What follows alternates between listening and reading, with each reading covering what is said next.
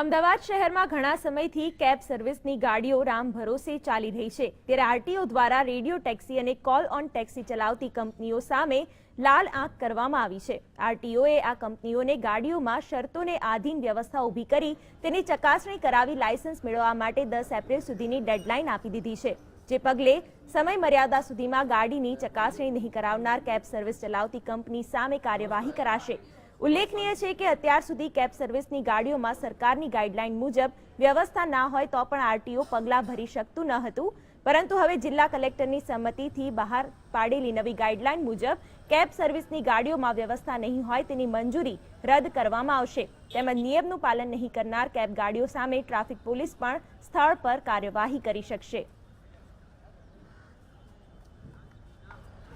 અને city taxes કે જેઓને કેટલાક શરતોના આધારે હવે લાયસન્સ મેળવવાનું ફરજિયાત બનાવવામાં આવેલું છે,